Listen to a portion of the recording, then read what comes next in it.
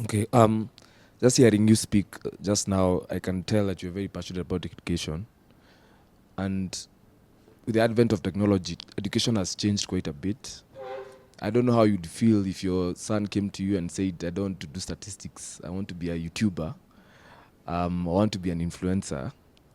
And this happens to many parents, where maybe the parent wanted their son to be a civil engineer, but the son comes and says, "My biggest inspiration is Mr. Beast. I want to be a YouTuber," and this thing works.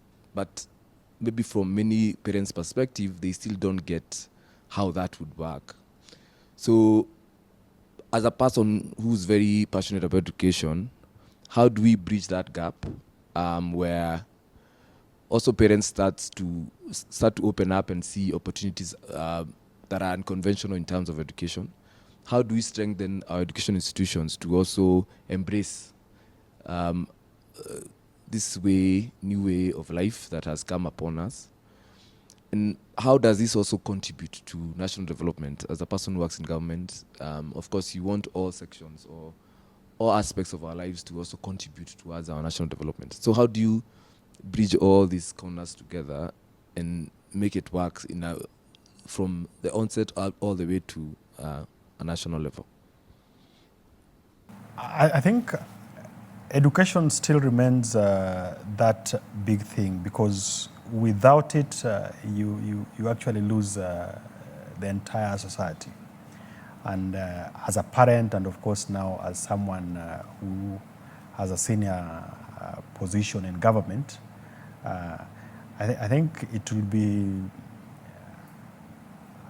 not proper for me to start to advocate for people not to go to school. But then in the current context of how the world has changed, it's important to also appreciate that not just sitting in the classroom alone gives you education. There are so many ways through which it's possible to access education. Technology has made it possible that you can be here and you are attending a university in the US or in Europe or even in Asia.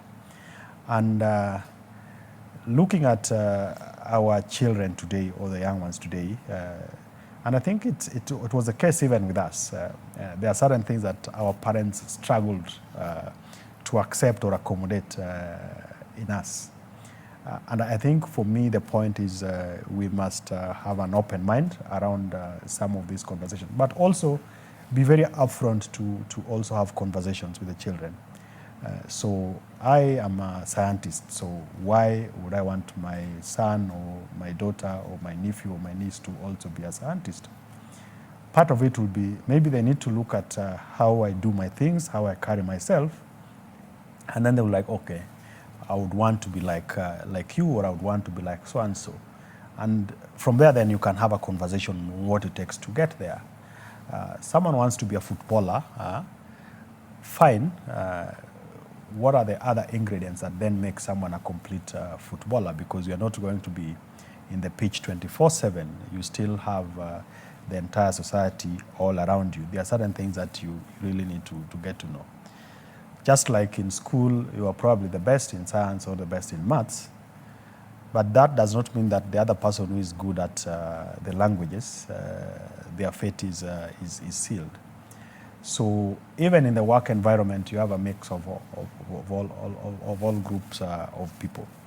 So, and I look at even our education system today, and it is responding to that reality, that it's not just about a lot of theory. We need to look at the practical aspects to learning, but also the functional bit. What is it that we need in today's world? So how do we encourage people who are talented to still also remain within our education system, but focus more on what their interest is, as well as what they are good at. So as a parent, for me, is to have an open mind, have that channel to be able to engage and communicate, but at the same time to be firm, because not everything a child says we just have to accept it because the world has changed. We must be able to insist on certain things, but with some level of measure. Yeah.